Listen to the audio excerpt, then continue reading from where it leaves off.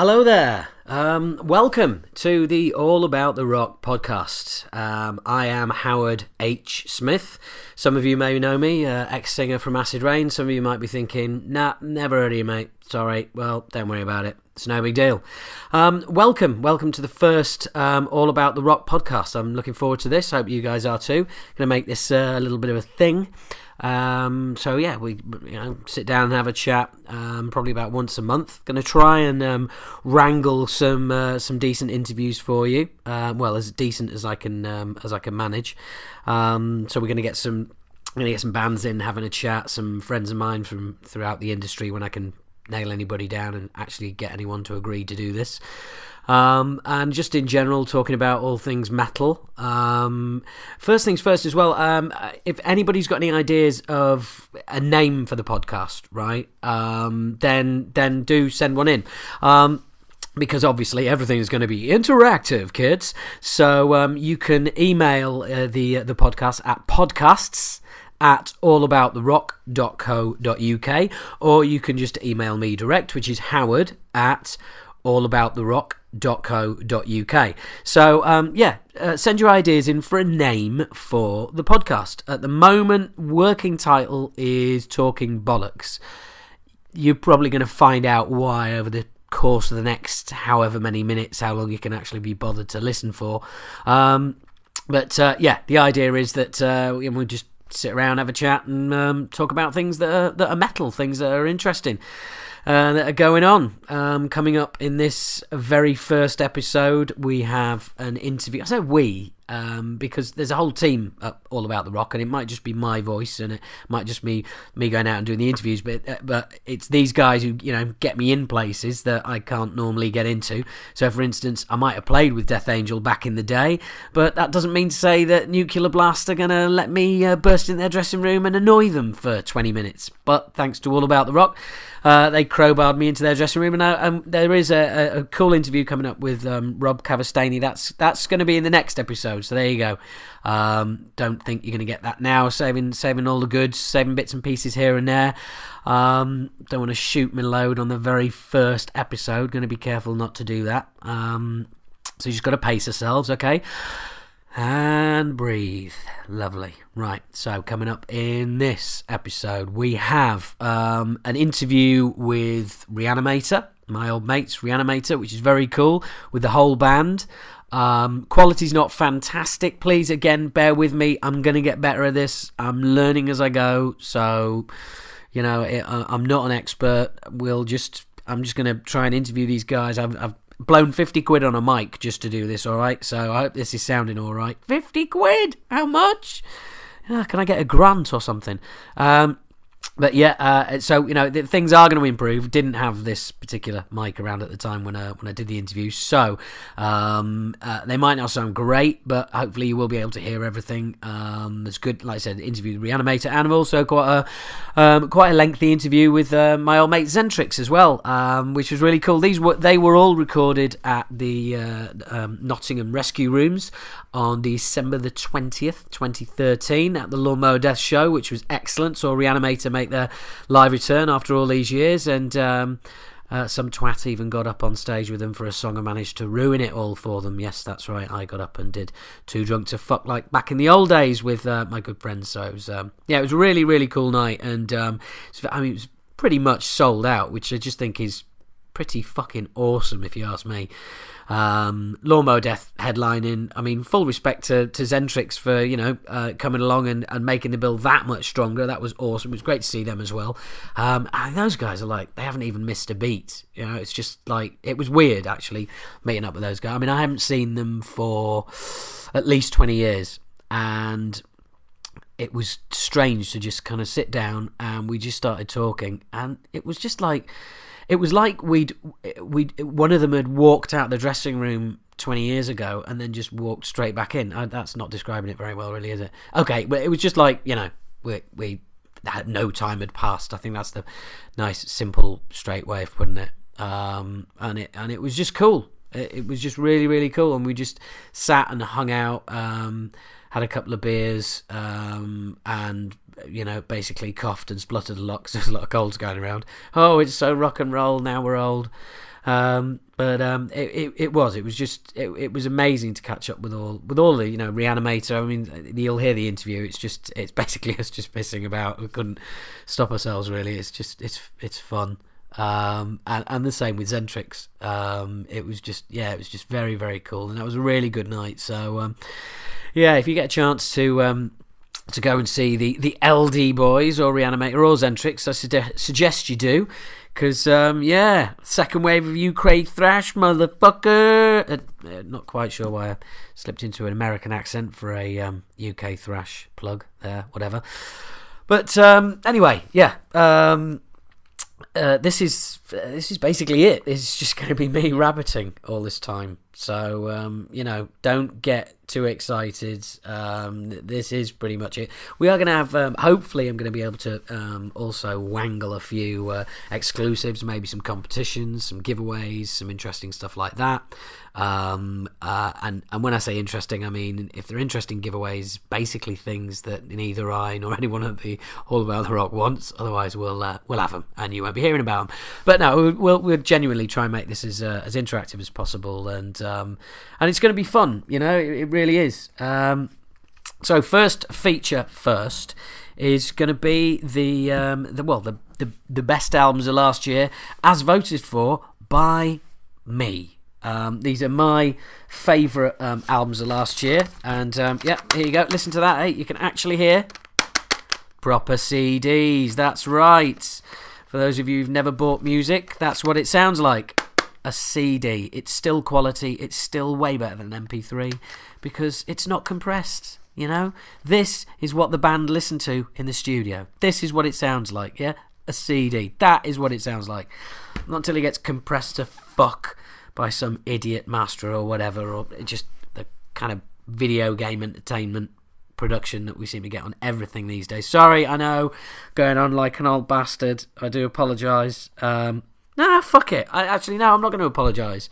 I'm not going to apologise because I'm right. I mean, I was listening to Slayer on shuffle on my generic MP3 device, not an iPod or iPhone. Fuck you, Apple. And I was listening to Slayer on shuffle and listened to a track off the last album, the Well Painted Blood album. Yeah, it sounded cool. And then a track from the remastered South. I think it was the remastered Silent Scream, second track from the remastered South of Heaven CD came in, and it sounded fucking huge. It sounded massive. It sounded so much better than the piddly little production that you get on World Painted Blood. And I don't think World Painted Blood is that bad a production either, but there is just this thing, this kind of drum sound that everyone has, and that, I don't know, it's kind of like a mechanical heaviness that we get in production now.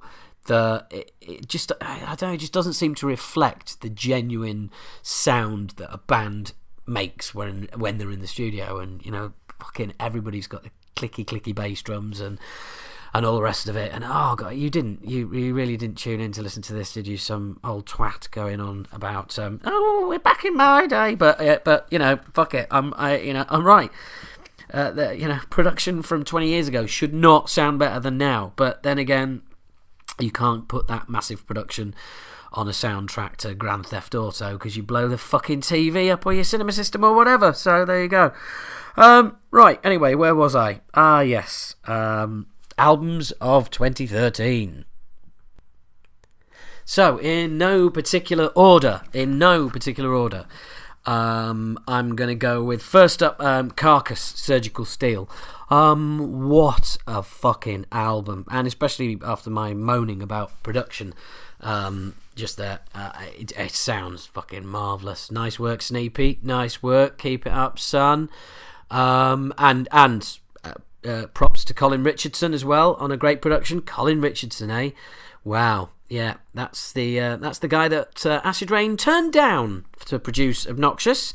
That's right. Like most people we turned down, went on to be massively famous and do brilliantly well. Having said that, I found out recently that Stilly Harris, who produced Obnoxious, is responsible for quite a few bits, including Beautiful Day by U2. So there you go.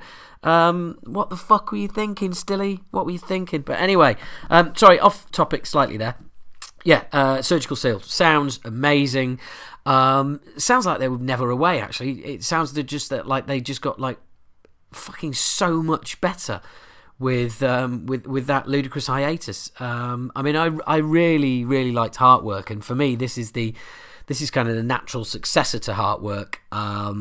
If you remember Carcass back in the day as being something that you weren't really into and you couldn't get your head around, and it was a bit too, it was a bit too grungy and grindy for you, then do yourself a favour and pick this motherfucker up. Yeah, and that's right, I said pick it up, buy it. The CD sounds incredible, so much better than the MP3. And credit to the band as well, that when you open the CD up, in the thanks list, there's just thanks one person. It just says, thanks to you if you bought a physical copy of this album. Brilliant. So I get a thanks on it, basically. Yeah. But seriously, it is just awesome. Amazing guitar sound, incredible songs, awesome, just vocals. There's always something going on. There's always something interesting. And I've never been a massive fan of Carcass's lyrics, but for some reason, I don't know if it's me mellowing or the lights, so they've just got brilliantly better. But even the lyrics are fucking cool on this album. Honestly, it is just an absolute revelation, and I strongly advise any of you listening to check it out, because it is superb.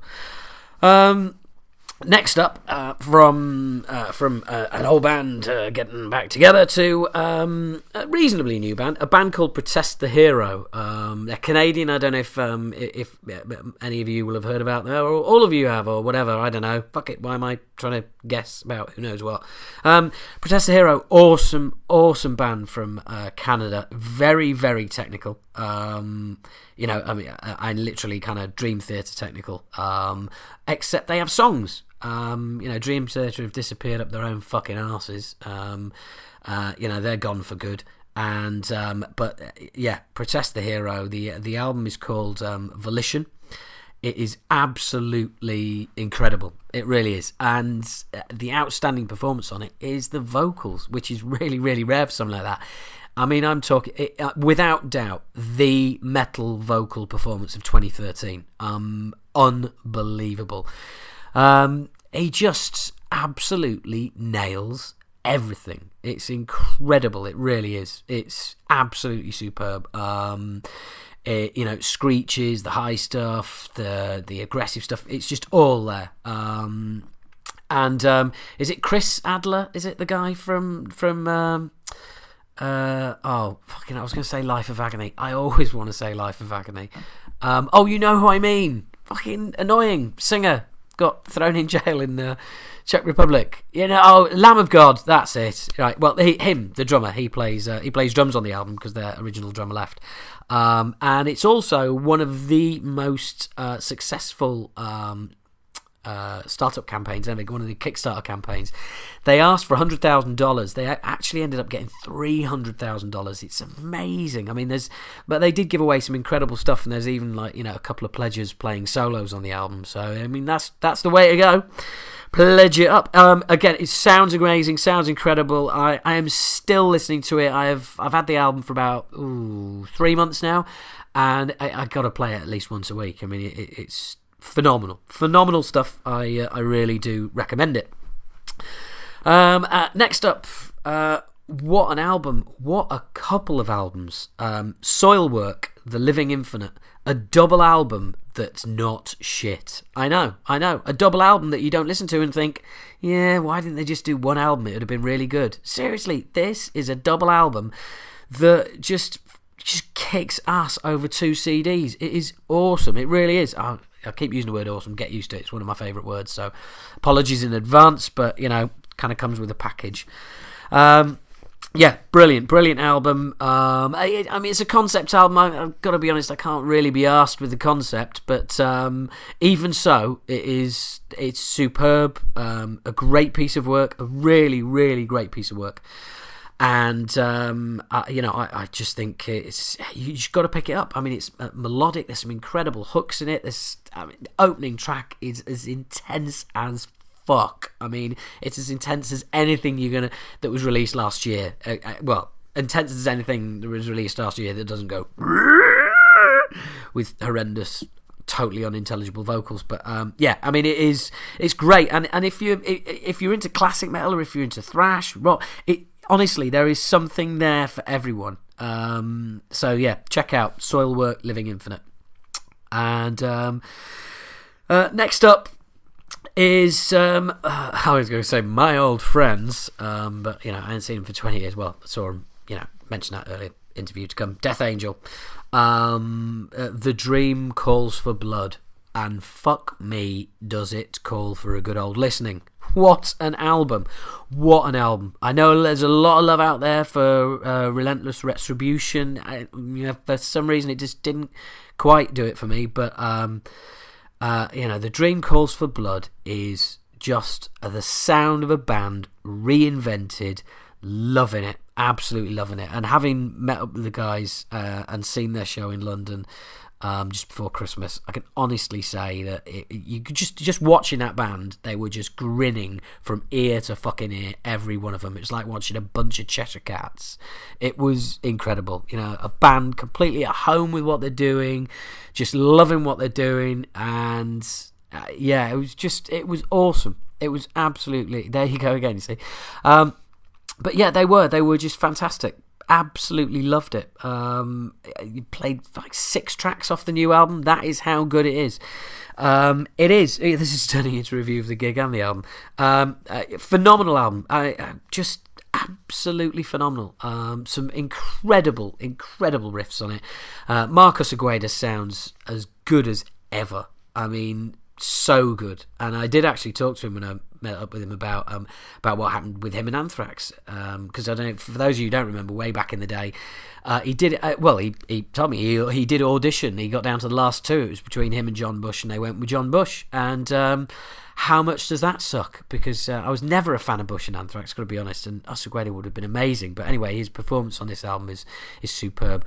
Rob Cavastain's guitars are just exactly where they need to be in the mix. They sound incredible. His shredding is right up there with where it's ever been, and the drums are phenomenal as well. I mean, it's just everything is just wonderful on it. If you like old school thrash, you cannot go wrong. If you think that, like, these old school thrash bands, they're all trying to sort of recapture past glories and pretty much falling short. I'd agree with you on 90% of bands out there, but not this Death Angel album. It is the absolute mutts nuts. It's definitely worth a listen. And like I said, in no particular order, here comes another album of the year. This is my 5th album of the year. Well, I said no particular order. It's Eminem and the Marshall Mathers 2 album. Yes, that's right. A lot of you massively disappointed, probably spitting at your MP3 players, or flicking the V's at me, whatever. Look, you either love him or you hate him, and some of you out there will be absolutely hating him and say, what the fuck are you talking about? Fine, then just stick your fingers in your ears for a couple of minutes. Go on, do it. Fingers in ears, because I'm just going to go fucking on about this now. Just incredible. For those of you who, I was listening to the Bill Burr podcast, really. Now, Bill Burr, Bilburr, phenomenal comedian, brilliant comedian, my favourite comedian in the moment. The Monday Morning Podcast, available every Monday. Hilarious, top man. And recently I was listening to his podcast, and he said, anyone heard that album? Jesus, how fucking inspiring is that, if you're a performer? And it is. It is totally inspiring.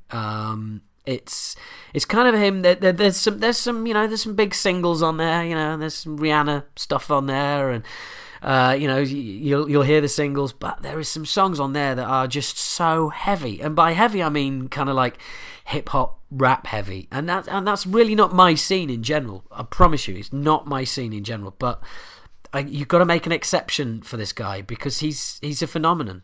As simple as that. He is a modern day Elvis. He's a white guy that's taken black music into the suburbs, and it's incredible. It's an absolutely incredible album. There really is some intense rapping on there. There's some stuff on there. There's a song called Rap God. There's a section about 4 minutes 25 seconds into Rap God. You can tell I've listened to it quite a bit. Where he just does a rap, and I just don't know how he does it. There's a slight overlayer in the way it's recorded, so you can just hear it. But the just the fucking words per minute, it's unbelievable. I mean, it's just fucking phenomenal. It really is. So there you go. Phenomenal, awesome. Have I got any other words I missed out? Incredible. Yeah. Tick, tick, tick. It's just a brilliant, brilliant, brilliant album. And from a guy who's come back from the brink, from all of his various drug addictions and everything else, to get clean and to create an album this hard and this heavy and this in your face just makes you think, Dave Mustaine, what the fuck have you done? If Eminem can clean up his act and get off all the drugs and all the rest of it and still produce total heavy awesomeness, what the fuck is wrong with Mustaine? Honestly, what? That neatly brings me on, actually. I wasn't going to do this, but hey, let's do it. Worst album of the year, Super Collider. Dave, what the fuck were you thinking? Since Ellefson came back in the band, it seems to have been the opposite for what we were all hoping. We were all hoping, Ellefson comes back and it's going to kick huge amounts of ass and it's going to be fucking amazing. And that's how I said ass then instead of ass. I'm still kind of like debating because ass, it sounds a bit American. Ass just sounds shit, doesn't it? Right, I'm going to go with ass, okay? I mean, what happened, Dave? You thought getting the 2 days back together, and it's not happened. I mean, Endgame was a great album. Endgame had me falling back in love with Megadeth. If you check it out, if you haven't listened to Endgame, check it out. There's some quality stuff on that. That's only far back as 2009. And then we were 4 years later in 2013, and he's spewing up the garbage that is Super Cunter. What a waste of fucking listening time that is. But what can you do? To be fair, when you put out as much product as they do, some of it is gonna be shit. But yeah, such a shame that the two Daves coming back together it doesn't seem to have worked out. But hopefully it will. And my last tip before we go, I'm going to get you onto Re-Animator now. But my last tip is if you can, there's a book called Slayer 66 and 2/3, the Jeff and Dave years. It's only available on Amazon. You can only download it. If you've got an app on your phone or you've got a Kindle, I can't stand those fucking little pathetic fucking trays. But if you've got anything like that, download it. Just do it. Just like now, pause, go online, download it, get on with it. It's absolutely fantastic. There's loads and loads of layers of stuff in there that you didn't know about Slayer. It's really, really cool. It gives you a real insight, and it's weird reading it. You can kind of see when Lombardo left, it was a bit of a shock, but as you read this, the things add up throughout history where you just think, yeah, you can almost see it coming now. But anyway, that's way too much of me jabbering on, isn't it? I think you'd agree. Let's get down to it. Let's have a quick chat with Re-Animator, and I'll come back to you after this. So here we are, Re-Animator, Top Boys. Levels here. Right. Okay. You got to try and get it together, Rich. I know, yeah. If you have any problems, just give me a so shout. you boys got together as well. Yeah, we've got to do it. Right, okay. That looks good. Right, so I'm here with Re-Animator, my good friends from back in the day, which is Mark. Well, introduce yourselves. Mike. Mike, I play guitar. Mark, I play drums. John on the bass. I play guitar and sing a bit. Awesome. Using the word sing loosely. Yeah. Oh, you're talking to me here. I'm an whole career out not being able to sing. So look, you guys have managed to get back together. How's it panning out? Any sort of interesting offers or anything? What's it like? What are the differences between now and back in the day? Oh, it's ever so fast, isn't it, the stuff? It seems to be rather than having to chase things now, things seem to be, we're getting the offers rather than having to chase things, and the scene seems to be a lot better now for some strange reason. Yeah. From the one that seemed to die out 23 years ago, or whatever it was. So. Yeah, I don't know about you guys, but I always think back on the band as well as you remember it like sort of withering on the vine. Do you know what I mean? And just thinking like, why are we fucking doing this? No one's turning up. And then it's like the opposite now. Yeah, exactly. Yeah. I always regretted we never did a final gig. We never had the opportunity to go, right, this is it, this is us, let's sign it off. And that always bothered me in a way, because it felt like, I wouldn't say nothing's finished. We need to do it tonight, yeah, exactly. I'm going to storm off at the end. In the right mood. Yeah. But yeah, so I mean, this, it's just been ace getting back to the same room with them. We needed an excuse to do it, I think. We've talked about it a few times and never really had it. We have more excuses not to do it than actually to do it, I think. Well, it was you who Yeah. I know. To do it. Yeah. I know. Well, let's move on from that. H, you're the reason why my bank account's going down. I need a new guitar. I need some pedals. Yeah, but I need this. that and your fondness of prostitutes. Yeah. Yeah, you said you won't mention that. We can edit that out. No. Yeah, which it's still mean it's still in. That's it. Yeah. That's submit it to the website and they'll be like, that's the best bit. So, but I don't know if you guys noticed as well, is there's a different sort of dynamic in the band as well, like from given that you're older. Yeah, well, we're definitely older. Yeah. We're hoping to get endorsement by Saga. Yeah. Well, You get a free Parker pen just for the crowd. And no obligation. Is it true you've had a stair lift put in your rehearsal? I know, the rehearsal was picked specifically because it's all downstairs. Like Birmingham Edwards number 8.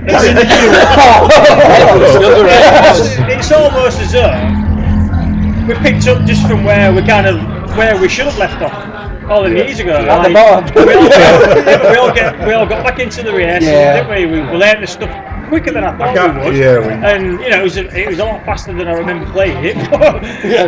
So as soon as you get back into it, it's been absolutely. The more we play it, the more I enjoy it. It's been brilliant. Yeah. It's good, just good. The banter and everything. That's Well, actually actually, never changed. Has it?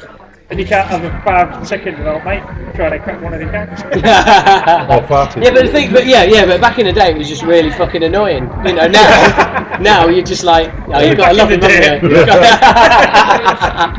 Well, Yeah, we're not stuck on a bus with him night after night after night after Well, night. I remember the horror stories he used to say on the bus. At night, like talking about his grave digging days. Oh, I remember still to this day. You tell this story. He's like, oh, my foot went through the fucking coffin lid, and pulled my foot out, and they hadn't been down there long, and the flesh came away like chicken on a bone. And I was like, I'm gonna go and sleep now. So that was the lack of sleep on the nuclear assault tour counted for, wasn't it? Fucking hell. But of course, you lot went and booted Holy Terror off a tour as well, didn't you? Well, we didn't boot them away. They're bigger than us. Yeah, and when we turned up and saw the sergeant, when we But I remember you lot saying that you I remember you lot turning up, and you drove off, and they were like on a street corner. Yeah, they were, with their gear, In Switzerland. With the gear, That's we got a phone call, didn't we? I got to the pub. I was Hey, remember. Kev, Singer's dead, you know. Really? He just died of cancer. Yeah. So you just bring it down a bit. Just to put a dampener on that. Yeah, just a bit disrespectful that really. Bloke's dead. I always felt bad about kicking them off that. I always felt bad about it. Yeah. Well, you didn't feel bad about us not doing it. Well, no, because you lot were you were managed by Martin at the time, weren't you? Yeah. Seemed like a good idea at the time. Yeah. Temporarily. Yeah, but the amount of money you screwed out of them, it sounds like it was a great idea. Edit that bit out as well. I think there's, don't worry, I think there's like, I think you might need to speak to our solicitors. So when you say it seemed like a good idea at the time, when did it sort of come, like you realise it wasn't a good idea? Was there something? I think it was the fact that we didn't feel that he could give you enough of his, time. He had a record company to run. He had too much on, and it was just it was just too much for him to do, really. Yeah. So because you guys must have ended up most of the time with Mimi looking after you. Yeah. So instead of having a manager, you had a secretary instead. Basically, yeah. Then we jumped out the frying pan into the fire, basically. Oh, why did you do? What did you do next? Human Loseby. I did. Mr. Loseby managed it for a while. Right. Well, he's still in the business, so let's tread carefully. Edit that bit out as well. Yeah. I had him out of my fucking life. He did okay at the time for what was happening, didn't he? Yeah, I mean, it was at a time when it was difficult for everyone. Yeah, he was recovery then. flogging a dead horse. Right. So I remember Mike saying to me when you lot got another, because people forget, you did 4 albums for MFN, didn't you? Yeah. Yeah, because we did 3 and then a compilation. We'd given it up after 3, and I remember Andy Black, or you saying to me that Andy Black said they'd noticed they'd noticed some twitching on the corpse of your band. He was like, we looked at the sales of Laughing, I think it was. Yeah, Laughing. There's one of the limbs is twitching. We're going to give you another album. Yeah. Sounds like what a lovely analogy. In the best Andy Black, completely deadpan, I hate your whole view. Yeah. And in case you didn't know, I've since met with somebody who said that basically he went straight to Steve Sinclair and fucked everybody over in the label and booted people we've mentioned and other people out of the company altogether. They came in one day and they were out. Yeah. And because he basically went direct and said, "Well, I'll run the label for you." Yeah. And he got Zombie. well, this was there was a few years before all of that happened. And then Sony BMG bought Zomba, and because I remember I rang Sony to say, try and find our master tapes. He said, "What label were you on?" I goes, "Under One Flag," and he goes, "Was that part of it?" I said, "Yeah, it was part of Music for Nations," and he just went, "Oh, fucking best of luck, mate." It's a lottery. We don't know what we've got. There's just bits and pieces all over the place. We had some tapes. I think it was a Laughing album. It was actually smoking fest. Smoke damage. I've got the blaster for Laughing. Have you? Have you really? Yeah. I've got the early ones, I think. Yeah, you've got some. I've got early ones. Yeah, Yeah, I've actually got the one brilliant. that the album got. So have you got DAT or 16-inch? We've got one DAT, yeah. That's perfect. You want to get that remastered, mate? Remastered, yeah. Get it remastered. And, that's probably the only one we did that didn't need remastering. All the rest of them did. Yeah. Colin did that. Did Colin do the second one Colin did as the well? first and third. Right, alright. So and let's the get this one that I straight. really wish he'd done was Condemned. Yeah. Yes, yeah. Let's get it straight though. You launched Colin Richardson's career. Yeah. Yeah, did you hear that, Colin? Yeah, Colin. You're listening? Yeah. You know rhythm twat. I've never been so scared in my life as when we turned that first. It was his first album, wasn't it? Yeah, He'd done engineering. Album, yeah. He'd done engineering. It's the person who produced. And he went, right, I'm going to be your producer. All right, nice one. Right, let's get this kit set up. So we set the kit up, and then he started clapping, didn't he? And it's like totally out of time. zero, nothing. And he looked like a bank manager anyway. And he started just. I was like, what the fuck is this like? And he was just brilliant from day one. He was fantastic. He becomes like one of the band, doesn't he? He did, yeah. It's real. Never known anyone get so into it as well. The mixing, he used to make us run around the desk. Because they weren't automated the first ones. And we used to run around the desk to get the fades on. Right, everybody will do this. Go! Fucking belt around the desk to get back and move the fades up. It's really weird because we were offered the chance to use him, and we were like, well, no, we work with Stilly Harris, and Yeah. Which is we'd done the Humanoia EP with him, and and it was really good because he was Colin's junior, and it kind of made sense. So well, you should really go back and use the head man. And we were like, no, it's all right. And then when we heard Deny Reality, and it was just like, well, no, actually, that's kind of that timeline doesn't work really, does it? But we were just kind of like. We were working with him by then, and it was just like we're still in. It's just the way it worked out. It's the same with Cole. If somebody tried to replace Cole, we couldn't get Cole for the second album because he was doing something else, wasn't he? So we just ended up with who we ended up with. But apart from that, given a choice, it would always be Cole. Because he did fourth as well, didn't he? He did the fourth one, and he'd always be Cole. And he's just there. He was just had that. I don't know. He had an ear. He had. He would sit for hours with his head in your bass drum. And he'd be like just pounding away, going, "Oh, that one explain a lot." Yeah, it would, wouldn't it? He was That's the best sounding bass drum Mark's ever had. Very Cole's head in it. Absolutely, Which I was thinking as well. It's weird. The gig we met, where we all met, and you were supporting us and all the rest of it. Frog and Toad. Yeah, Frog and Toad, all those years ago, and of course, bottom of the bill that night, Paradise Lost, first ever gig. Yeah. Who's heard of them, eh? Whatever happened to them? No idea. Fucking hell. That's just mental. You would never have thought it at the time, would you? Well, no, because I remember them being utter fucking shit. We had to buy onto that as well.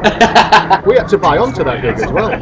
What? We had to buy onto that. Yeah. You bought onto our gig? Yeah, because we had to buy the tickets. Yeah, it's a fucking good job we got a record deal. Could have been trouble. How we did it was we got a coach together, so we rang him up and he wouldn't. He said no, we'll have to get 50 tickets. We said right, okay. So we negotiated discounted tickets, piled 50 people on the coach, so they couldn't get off. Flogged them the fucking demos and told them when we come on, go mental. That's how we got the This is all news to me. Yeah. Well, it's the secret. See? And they wrecked half of Bradford. Yeah, that sounds about right. Wrecked Sheffield. If they're from Hull, they probably thought Bradford was a Vegas, didn't they? Yeah. How dare you? How dare you? The city of culture. How dare you? Maybe not Vegas. Keep it clean, lads. It used to be the city of something else.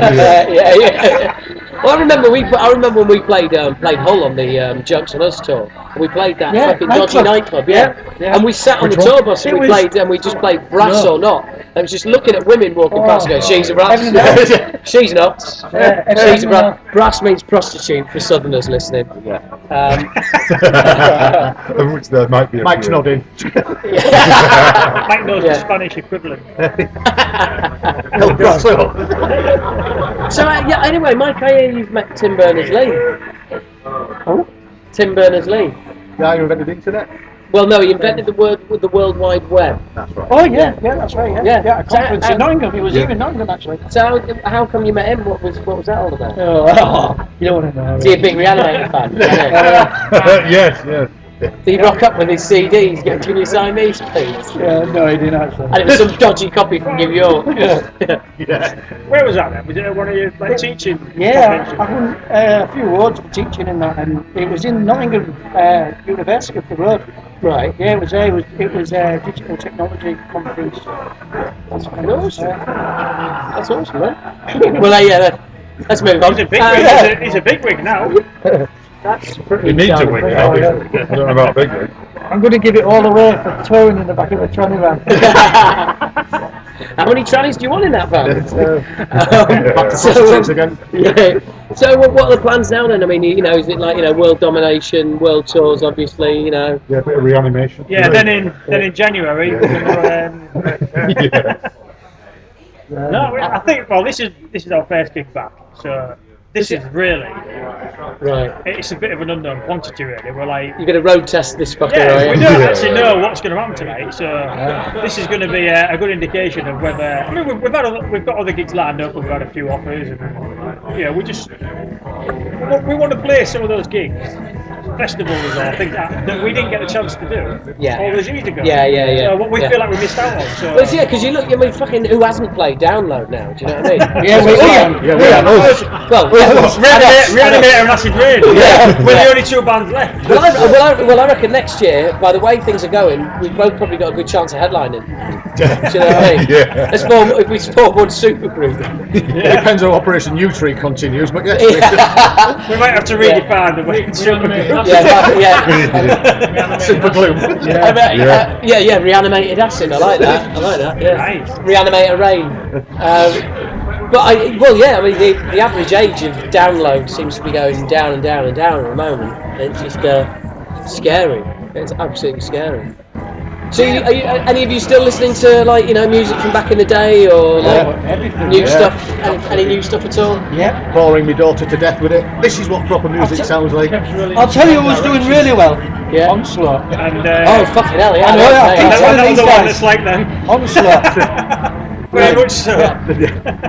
Their new stuff is amazing. I know, it's got a great sound. Yeah, and but the thing is, they were always really nice guys as well. I mean, I know we played with them. I think we all played with them when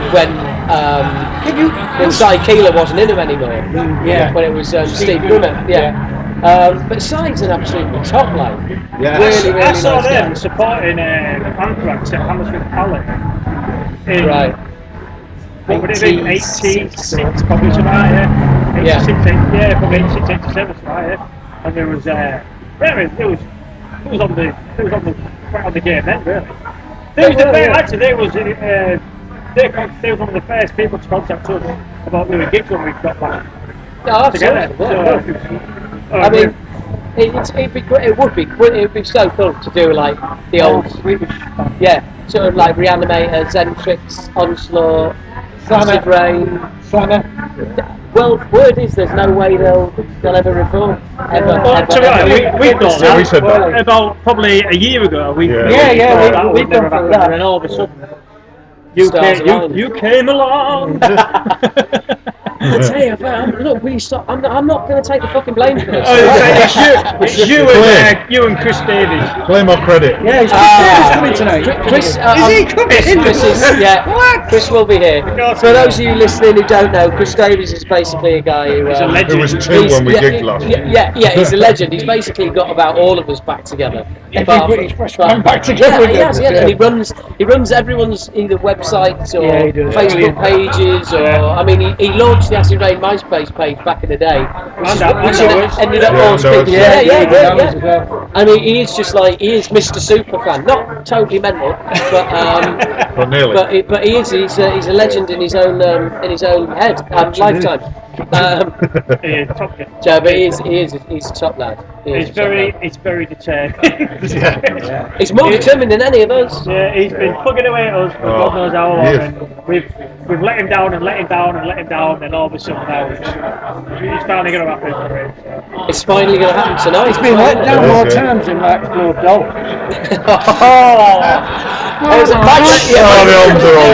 Remember City Waitress.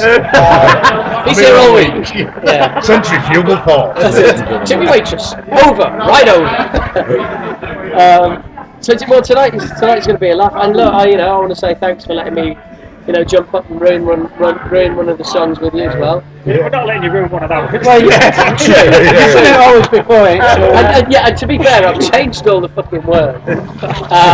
I change the words songs every time. To have you up there tonight, mate. I'm really looking forward to it. It's going to be coming back in a day. Right, let's well wind this up. But let's go out there and kick some ass, boys. Yeah. I'd just like to quote. We talked about how some of us can't get our heads around us actually being here, right? And how it's been difficult to imagine all of this and, get it in any sort of perspective at all until we've physically gone out and done it. But while I was having these thoughts, Mike in his own inimitable way managed to just lay everything and put the mark in the ground where he said success would be as long as the crowd don't shout "fuck off, Grandad." And that's the mark. Yeah. Well, look, Let's hope that doesn't happen. Shut up. I don't want to say anymore. But thanks a lot, lads. Lovely to speak to you all together in the same room for 20 years. Yeah, cheers, man. See ya.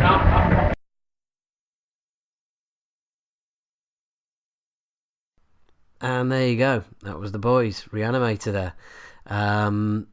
Great to see them. As you can tell, we had a little bit of a laugh. As you like to do. Sorry about the quality again. I am genuinely sorry about the quality. We were, look, learning as I go. Hands up, apologies. but we will, we'll get better at this. But yeah, it's great to talk. I'm sorry about the noise in the background and everything. Was Xentrix sound checking.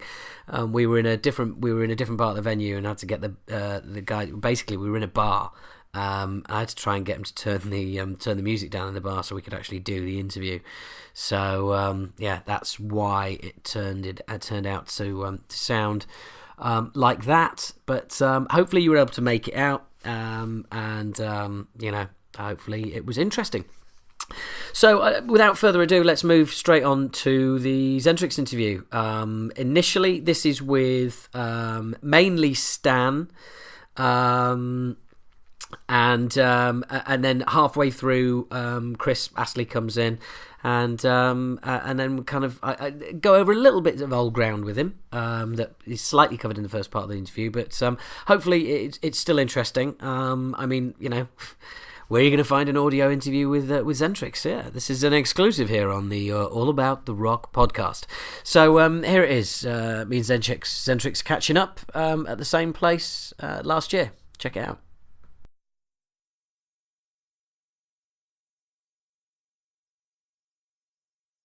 Right, okay, I'll just get some levels and we should be good to go.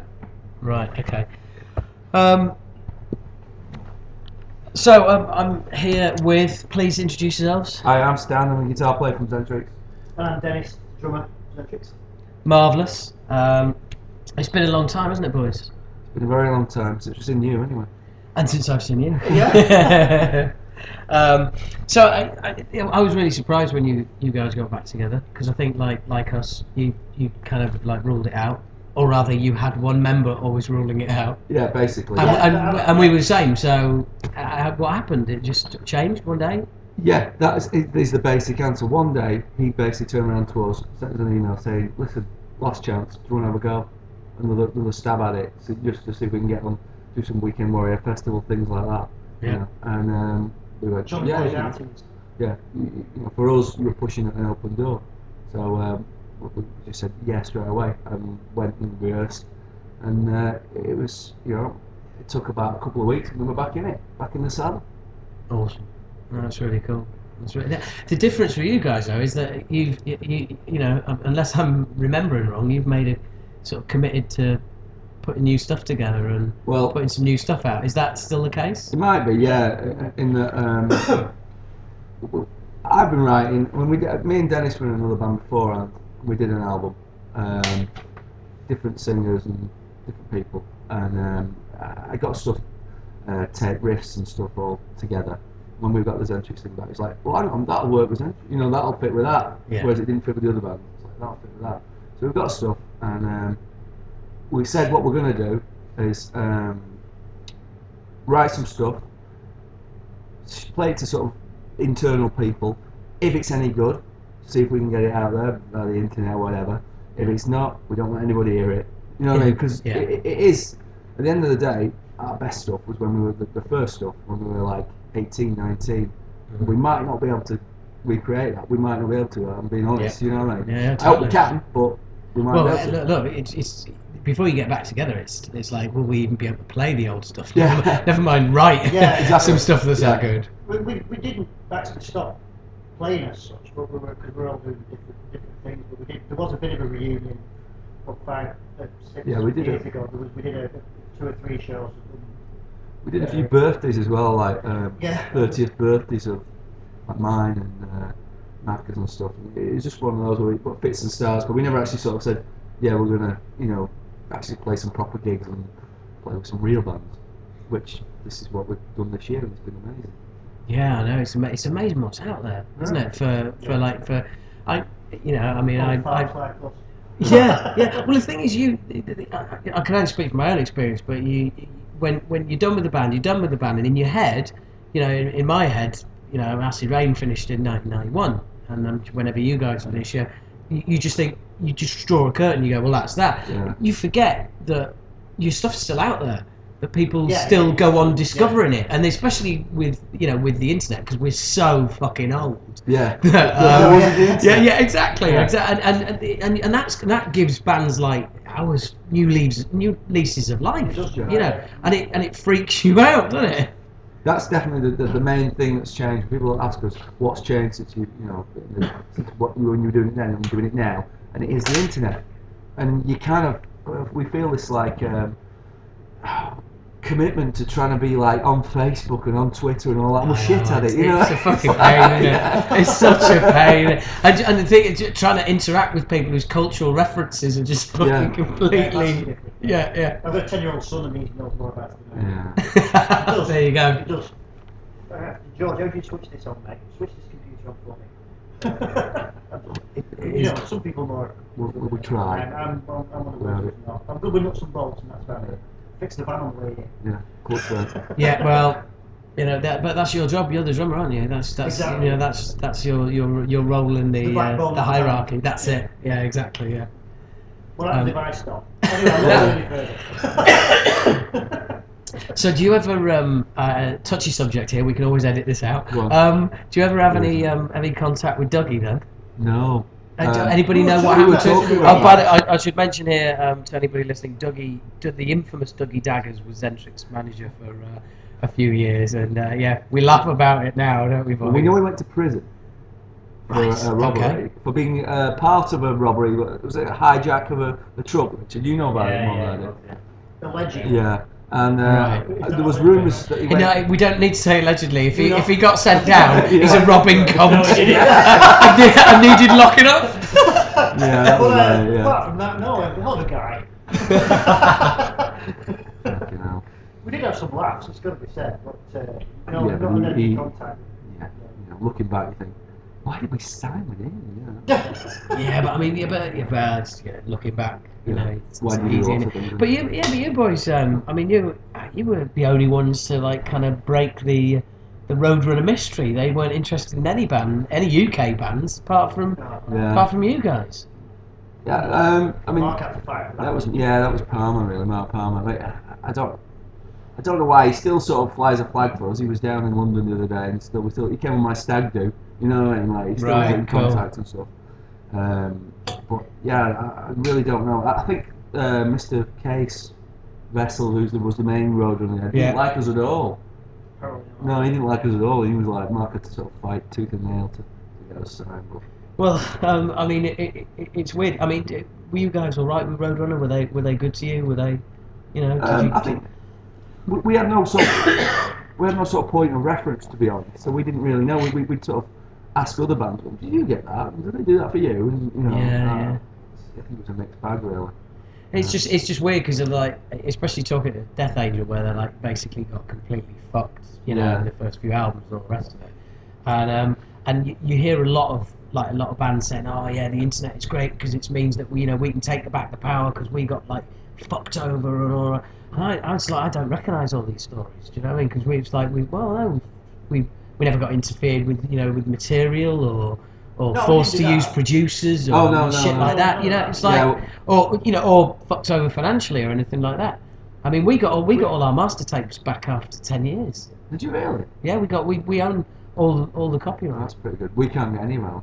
Really? Yeah. No, right. Shit. They had a big fire though, didn't they, as well? They lost a lot of stuff. Oh yeah, the old big fire. Oh, there was a fire. Yeah. It's funny how people tend to have a fire when they had something that you wanted. Yeah. And there was a Polish company that bought the rights and re-released our first lot of albums, and they did quite a good job of it. They remastered it, and We've got a demo as well, they put some extra bits on, and they did do a good job. But you don't see any royalties for that one. It's just that's fucking. Yeah, we come from live stuff really now. Yeah, we haven't. There's a little bit that may trickle through from live stuff. No, we never really made any money really. We're a long way from retirement. Yeah. About 10, 15 years. Yeah. Well, no, I'm not. We didn't make any money either. I think that's the one thing we've all got in common. I mean, maybe apart from Onslaught, who would have got a hefty advance because it was a major label, but and Slammer maybe as well. Perhaps. But I think they blew all theirs off Slammer, didn't they? Yes. I think so. I think. Well done. Yeah. I mean. You look back on it now and you think, if we'd had a shed load of cash, we'd have spunk a lot as well. Yeah. Because I mean, probably our biggest ever payday was the last gig we did. Because there was only 4 of us, and there was no agent, and there was no management, so we just took a fucking shitload of cash at the end of the night, split it 4 ways. Yeah. Result. Brilliant. Yeah. I bought a car, and then that got fucking nicked. There's acid rain in their fucking nutshell for you. That's the end of that. So there was no vast amounts of money. No. Well, we had a big basically. Yeah. I see us, and including you as well, people who do it as the biggest fans of this type of music, because you're that committed to it that you go out there, spend money on gear, and just fucking. Yeah. You never make any money out of it. Well, I don't know how you do it. It's funny because you guys did that British Thrash documentary, didn't you? It's not out yet. You know, the history of a time to come. Yeah. And Chris is in the trailer saying I don't know why the British Thrash scene died and all the rest of it. Because in my interview I'd already seen that, so I did an answer for him. Yeah. I did see that. Yeah, well, cause no, he doesn't. I'll tell you while he's not. Yeah. No, but basically, you had the big four in the States was Slayer, Anthrax, Megadeth, Metallica. The big 4 in the UK was Xentrix, Acid Rain, Onslaught, and Sabbath. Yeah. Right. So, well, there's your fucking reason for you, then, isn't it? 4 platinum selling bands who were successful worldwide, and four of us. And what was our biggest song? Probably Hanging on the Telephone, a cover. Yours, Ghostbusters cover. Onslaught, Let There Be Rock cover. And Sabbath never released a single, but if they did, I'm sure it would have been a cover. Yeah. I mean, I remember. Don't mean to name drop. I was on a tour bus with John Connolly somewhere, and I remember him turning around and just said, "Look, guys, never forget, we're all just hanging on to Metallica's coattails." That's like John Connolly and Nuclear Assault. Do you know what I mean? I mean, they're in the thrash hierarchy. We're fucking nothing, But they're, even he was like, "Look, they opened the door. We're all walking through it. It's only a matter of time before that door slams shut behind them." I did stage crew for that when you played Preston at that gig with these boys as well, wasn't it? Reanimated. Reanimated and Nuclear Assault. Yeah. I remember lugging in. I don't think we even had anything out at that time. I remember lugging stuff in and just sat down. And John Connolly was a totally sound guy. Just came and sat next to me and just started speaking to me. It was a really, really cool bloke. Well, the thing is, as well, is you had an advantage because he used to do stage crew, and he's done follow spot and all sorts of stuff like that. So yeah, he used to. Funny guy. Funny. I mean, we all played Amsterdam, didn't we, back in the day? And we were walking down a street in Amsterdam where the all the prostitutes in the window and all the rest of it. We're just walking down, and a car drives down the street. So everybody moves out of the way, and as it drives past us, John Connolly just tumbles onto the floor, grabbing his foot, screaming in agony, going, fuck it. And we're all thinking, right, the gig's off, the tour's off, what the fuck. And this car slows down, and the guy gets out, and John just jumps up, starts laughing, and goes like, and all of us just stood there going, don't fucking do that again. This American humour turns out it's not funny. Fucking absolutely top bloke. I mean, he filled in for us. I was on the crew for that as well. Mr. Chris. All right, mate. All right, mate. How are you doing? This is Chris Astley's. We're entering the room. We're just having a little bit of a chat. All right. We were talking earlier about saying I'm doing a kind of podcast for a metal website. So take a seat if you've got a spare minute. Because to be honest, we've just done 20 minutes of slagging you off. So, well, they have. Yeah. Trying to think of a suitable comeback to that. But No. That's probably the best one. Yeah. Before I sit down, I just have a massive nose blow, so obviously that way. You have a massive. I was going to have a massive nose up. Oh yeah. Nose blow. That's it. Yeah, Chris is blowing his nose. There is no drugs here. Well, apart from Lemsip. Yeah, I know. Fucking hell. I've only got to do one song tonight, and I feel like shit. It's 7 o'clock. Doors are outdoors. Well, you'd be a really good person to ask actually, because we were. I'm not a good person to ask anything. Well, Go on, have a go. no. Well, apparently you're not the person to ask. Let's get the band back together for years and years and years, No. You must be sick of answering this question already. But what happened? Did you like one day you just thought, oh fuck it, let's do it? The honest story is I called Mark Palmer, who used to be a Roadrunner, and said, I want you to get me tickets for Wacken. And he said, it's already sold out. The only way you're playing Wacken, or going to Wacken, is if you get Xentrix back together. And I went, right, we're doing it. Really? Yeah, but we're not got whacking. Yeah. Because I did kind of, we'd been talking about it, saying, oh, loads of bands are back together doing festivals, could we do it? And at that point I said to Palmer, do you really think we could get on doing it? And he went, get back together, you're not doing if you're not back together. Yeah. So he's clever like that. That's what started that idea off. And then I called Matt Bellend and asked him if he fancied anyone. so is that an exclusive? Do we have an exclusive? We were quite happy with the band that we were in, and then Chris came along and said, why don't we get Xentrix? Is it Chris came along and ruined it? Yeah. I did. I still feel quite bad about that, to be honest. And how do you? How's the reaction been? How have you felt about? Because the reaction's been ridiculous. I know. Cause from an outsider looking in, it's like it's made me sit there and just want to fucking shoot Kev in the head. All we are is because it's like fuck me, it looks amazing. All we are is some old bastards that should know better. And then when we did that first creator gig, and we were on super early, thinking there won't be anybody in. We're first on, for fuck's sake. And then it was absolutely random. The lights went down, people were just going insane, and it's been like that every gig since. Oh, it's fucking mental. I mean, I meant to come to the London show. But I was gigging myself that night, right. So I couldn't make it. That's not a satisfactory excuse, right? Hey, well, I never stopped gigging, unlike some of you cunts. Yeah. You know what I mean? No, I mean, when I saw you, it was bizarre because the first I knew that you guys were getting back together, I saw on Facebook. I saw like somebody had said like Xentrix to get back together, and I thought, I don't know, I'm not sure about that. Last I heard, that's not going to happen. Next thing I know, I saw on somewhere, whether it was like on fucking Blabbermouth or something like that. I just saw the poster, and I saw the poster with the logo on it, and I thought someone's fucking photoshopped that. I just thought like someone's having a wind up and they photoshopped your logo onto that poster. Yeah. The creative one. Yeah. Oh, I thought you meant somebody to Photoshop the pictures and take all the wrinkles out. No. Unfortunately for you guys. No. But no, I saw that and I just thought, is that for real? And then and it was just like, it's awesome because it's like seeing you guys doing it. It's just. Well, we were all part of the same scene, weren't we?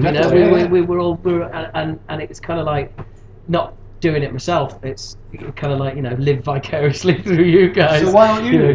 No, this is supposed to be an interview with you. I'll give me a short answer then. Short answer is I'll tell you when we're not recording. Okay. Right. But there's all sorts of stuff going on. I never thought we'd do it though. I never really did think we'd do it. But I'm really glad we did because it was that time where we're not getting any younger. At the time when we started Macca's not once a well, and it was difficult to talk him into it.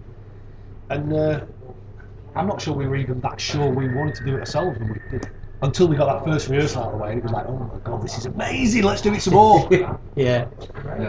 Well, look, I'm just like so pleased for you. So you guys doing it was just like that's fucking awesome. I mean, no, it's good to you say it was just going to be a no. We were never going to do it. And then Lawnmower Death's Christmas gig last year, Kev turns around to me and goes, "What year did Obnoxious come out?" It was like 1990. And he goes, "So in 2015, it'll be 25 years." I was like, "Yeah." And he goes, "Fancy doing some gigs?" It's like, fucking hell, that did my head in. Since then, there's been all sorts of bits and pieces flying backwards and forwards, and we've had offers, and there's an agent who's basically telling, coming up with offers all the time, and there's a few things happening internally, so it might. At the moment, we're kind of saying never say never, because prior to that, it was like definitely no. So I don't know. 2014. If it doesn't happen in 2014, it'll never happen. Who's left to come back? It's only you guys and Slammer. Yeah, and apparently from what they, those guys who did the History of a Time to Come, the documentary, which we were talking about earlier actually. They interviewed Slammer and they were like no, they couldn't even get Slammer together to do an interview. They wouldn't even come together for an interview. That's so. bizarre, isn't it? Well, yeah, but I think Richard, you know Paul. What's the deal like? Yeah. No chance. No chance. He came to see us the other week in Bradford, we were playing in Bradford the other week, and he just said no. No. I mean, when we did some gigs with Xentrix before they went on the did the creative stuff, and I asked Paul to come and do it, sounds kind of Right. Okay. That's not going on then. So there you go. That's an exclusive. Yeah. Not from Slammer, but But for us, the important thing for us is just to keep having a good time. Because if we stop again, that'll be it. Yeah. It'll definitely not happen again. Yeah. And for me, because I know how easily I wake up one day and go, do you know what? I really don't want to do this anymore, and that's it. I don't. Yeah. So I've got to keep on having a good time every time we do this. I've got to keep on enjoying playing, and keep on loving every gig. And at the moment, I've never enjoyed playing in my life as much as I am right now. Yeah. I've never enjoyed it this much. Yeah. No, I can appreciate that. I mean, I quit stand up for 5 years, and then coming back to it, it was just like I'd never enjoyed it so much. So I can imagine, and hopefully we'll get a chance to play again together. But it's you want to. I know you guys started out with the original lineup, and then there's been a lineup change, and I mean we'd like to get the original lineup back. That's looking unlikely. And so it's different because you want to try and retain that chemistry because that's part of the reason why you did it in the first place. Isn't it? It's like I think you've gone through so much together. I think it mattered more when we first got back together. Yeah. And I think we're quite pleased with the way everyone that's been following us has kind of accepted Chris, and it just wasn't an issue. Yeah. It hasn't. Everyone hasn't been going, oh my god, what happened? Why is there only 3 of you? But to be fair, it's only a fucking bass player. That's only a penny. Yeah, it's only a shit guitarist. You know what I mean? For those of you listening, the Xentrix's new bass player is just in the room, and I've just been horribly offensive to him. Without you needing me to introduce, hello, I'm Howard. I'm Chris. Hi, Chris. Welcome. No, it's fine. 4 strings miles easier. It needs more room for drinking. There you go. To be fair, there's a fucking rehearsed answer if ever I've heard one. To be fair though, I always say if he's not listening, he is actually quite good. damned my faint praise. He is actually quite good. Yeah. But another 2 strings would be too much. High praise indeed from me, yeah. All right, so you're the hard ass of the band, are you? The taskmaster. Not really. I just hate everybody and think everybody's shit. Well, it's not even that. To be fair, I just don't care. Right, yeah, well that's fair enough, and that was we had an entire career based on that philosophy. And I've always been asked about what I think of this and that band and this scene and that scene. Yeah. I'm bothered about Chris Astley and Xentrix, and I don't really care about anything else. I'm always happier if everyone's having a good time and everyone's getting on. But I don't really give a shit. Yeah, that's fair enough. That's fair enough. But that's also about like getting back together as well, isn't it? It's like you say, you got to enjoy it, and it's just about taking it gig by gig, isn't it? Yeah, one of the main sort of things with getting him in is we played with him, we had to play with him before, Chris, so it was a no-brainer really, because we knew we had to get on with it when we got in. It wasn't whether or not we could play the songs, that would help. Yeah. But we definitely had to get on with it, because if you're spending like hours in a van, or even on a plane going somewhere, you don't want to be with somebody who you think's a wanker, do you? Yeah, but my experience is, doesn't matter who you're in a band with, if you're on tour long enough, they all turn into fucking wankers in the end. Don't say that, we've never really fallen out. No, we haven't, no. Oh, right, that's fair enough. Yeah. I do hate them, but I've never fallen out. Yeah, you've never told them. No. Yeah. Especially well, let's just keep it between us. Yeah. But that is, it's like people, it's weird when you get people sort of, you'll have had it before you got back together as well, like people on Facebook and things like that, they go, oh, just get the band back together. It's just, just piece of cake. It's isn't it? Just, it's easy, you just everyone puts their lives on hold. Yeah, and it's a massive commitment. Yeah. And people seem to think that after 20 years off, you just pick the guitar up again and play. The number of hours and the rehearsals and effort that goes in. Yeah. You put your guitar in the loft, didn't you? Yeah. Because when I've not been in Xentrix, I've not been singing, I've not been playing. I can only do one thing, and that's play and sing Xentrix stuff. I don't do anything else. And I don't sit at home and play for fun, because it isn't fun. Well, yeah, I totally agree. I mean, I do stand-up as a replacement. That's my replacement therapy for Acid Rain. But, I mean... My replacement therapy was drums. Really? Yeah. Right. Well, so I wasn't even a guitarist. I don't claim to be very good, but it was... But it was enjoyable. It was fun. It was a hobby that people didn't refer back to Xentrix all the time. Yeah. I fucking hated singing. Oh, not that I did much of it, but, shouting, whatever you call it. I hated it. Oh, you do? It's a means to an end, isn't it? Yeah, the funny thing is now it's different. I was saying before that... Don't even bother. When we fucking bother before, yeah. Every time we've been together before, I've been a reluctant vocalist that is actually a guitarist, and this time round it's different because I'm a singer that plays guitar this time. Oh, right, okay. It's a different approach, and I'm trying to be more of a singer. So are you enjoying that more then? Yeah, I am. More out of it. Yeah, because before almost every time I stepped up to the mic, it was oh god, some singing to do. Here we go, and that's changed now. And do you think that's? I mean, back in the day, you were a guitarist, and did you end up doing the vocals because you couldn't find a singer, or right? Really early on, though, wasn't it? Yeah, it was early on, and I kind of accepted it. Yeah, but when something's forced on you, it's never fucking enjoyable, is it? No. So, and I was always the singer. In the very early days, I was the singer between auditioning singers. Right. Okay. But now it's a conscious thing because I think it's important to attack it that way. Yeah, and also coming back to it, going in, you knew that was the case as well. It wasn't being forced on you, so you've chosen to come back to it and chosen to do it. So the whole mindset's different, isn't it? Yeah. Whereas that's different for me though, because I've never not played. I've always been drumming, with it being in like public club bands and stuff like that, or doing the Hellfire stuff with Stan and Chris's. I've always played drums. I've always done it, as well as having a job as well. Yeah. So it's something that I couldn't imagine not doing. But it's funny you should say that because I know Mark in Reanimator has kept on drumming, and I know Ramsey from Acid Rain has been doing bits of drumming as well, and it's like don't know it's you drummers. I think you just love hitting shit, don't you? I think it's a different thing, though. It's either the family or a drum kit. I think it's slightly different though, because with the guitar, what we do is a very, very specific, tiny piece of guitar. It's a very niche bit of guitar style and all that and you can't just go and do it somewhere else unless you try and recreate the band.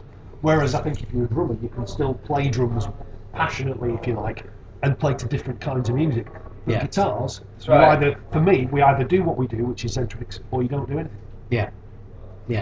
I've done bits like when I played on Paul's thing, and it was like, I was rubbish at it really, trying to do other styles of music. You think I'm a guitar player? No, I'm not. No. Metalhead, do you know what I mean? Yeah. If I'm not go, shit, And that's me through and through. I can play Xentrix songs really quite well. Can't do a single other thing, and I don't even ever attempt to. Because I don't need to, and I don't really want to either. Yeah. Yeah, but everything I've played on has sounded like the drummer from Xentrix doing it. But you say that like it could be a bad thing. I say like, yeah, but if you hear U2 with twin bass drums, I like it.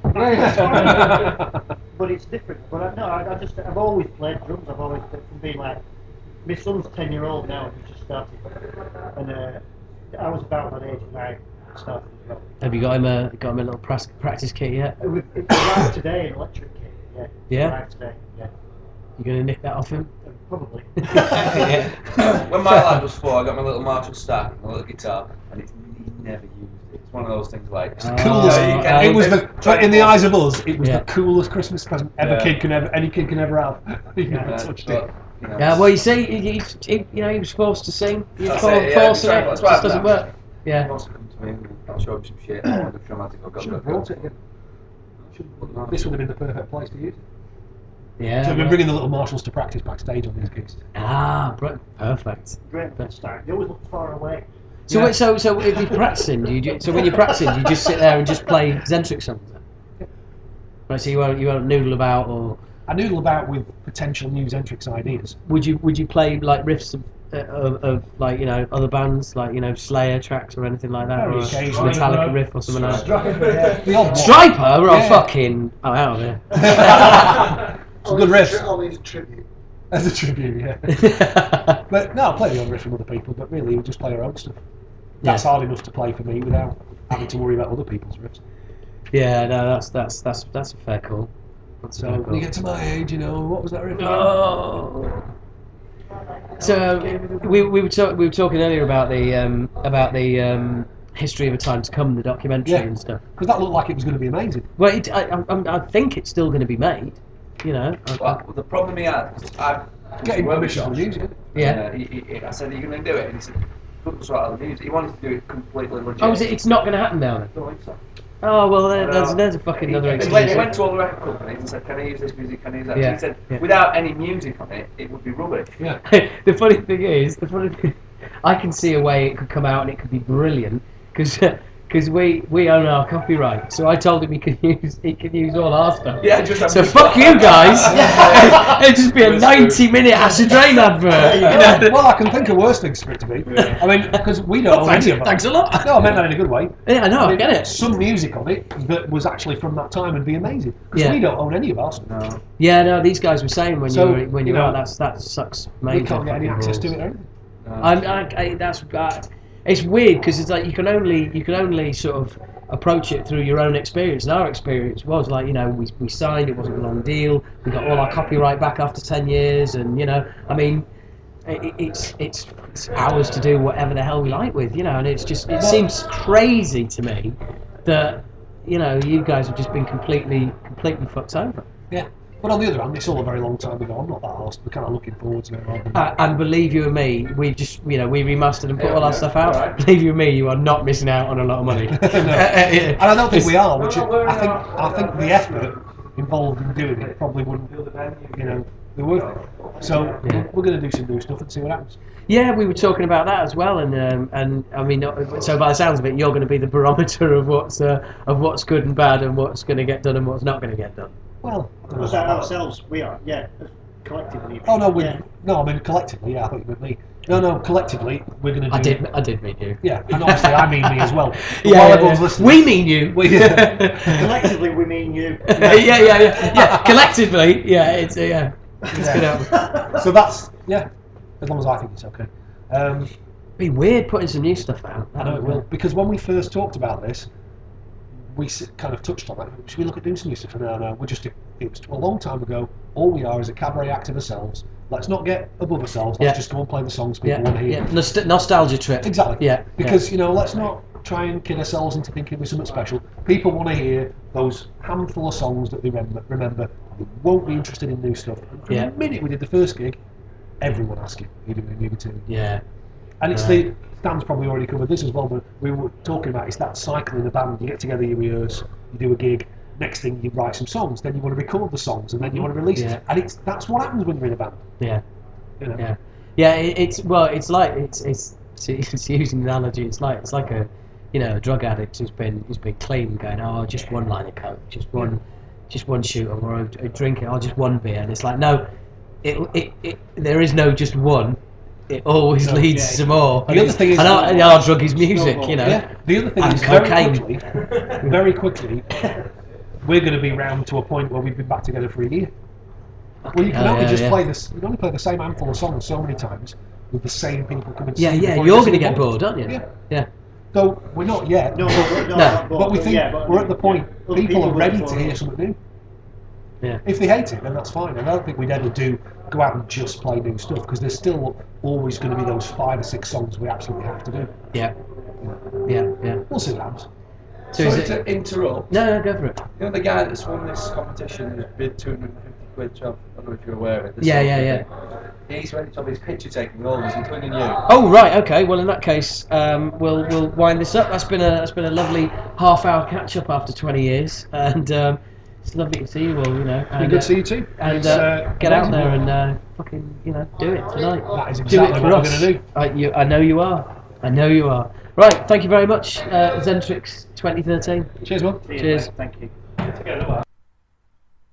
So that was awesome. It was good to hear from the boys again. What top guys? What absolutely top guys. It was really good to see them again. Quite a few exclusives in there. Their old manager being a bank robber, but also the History of a Time to Come movie, and the guys behind that. I will try and get hold of them and firm up what's happening with that if there's a definite word that it's not going to happen. But it was really good to see them again, as was all the guys. And it's been a pleasure talking to you all for the first time. Look, sorry if this is all a bit ropey. If there's a couple of duff edits, or if the interview quality's not brilliant. Learning as I go, and it will improve. I promise. So remember, do get in touch, podcasts at allabouttherock.co.uk or howard at allabouttherock.co.uk. Any questions, any bands wanting advice from somebody who hasn't been in a band for 20 years? Fuck knows what you'd want to know from me. Any comedy questions, because I do stand up now, as I mentioned there, as some of you may know. Check out Keith Platt, Professional Yorkshireman, on YouTube. Find me on Facebook, whatever. Yes, just send in your questions, requests, anything you like. People you'd like to hear from. Yeah, nothing fucking stupid like James Hetfield and stuff like that. I'm not going to get an interview with him. It's pretty obvious. But, just send in your ideas. And look, I do appreciate the time you've taken to download this and listen to it or stream it or whatever, and take time out of your life to just listen to me bullshitting with old friends, and hopefully we can make this a regular thing. So thank you very much for your company. It's been much appreciated. Do hit us up with some ideas for the name of the podcast. For now, we're going to stick with Talking Bollocks, I think. But it'd be Talking Metal Bollocks. How's that? Talking big, hairy, sweaty metal bollocks. Proper metal bollocks. Anyway, as I said, it's been a pleasure. It's time to wrap this thing up. It's going on forever now. What are we at? 1 hour, 20 minutes. Jesus Christ. Should be fucking charging for this. Yeah, you can't charge for a podcast, can you? So anyway, it's been a pleasure. Also send in any ideas, any stuff that you think people should be listening to. Your albums of 2013. Slag off my albums of 2013. If you've got a band and you want to plug or something, send us an MP3, send some, and we'll have a listen and maybe stick it in the podcast. So, once again, it's been a pleasure. Thank you very much. That's an hour and 21 minutes of your life you're never going to get back. Sorry about that. Lots, what can I say? Take care of yourselves, and hopefully we'll see you again next month. Stay metal, motherfuckers. I couldn't resist. See you later. Bye.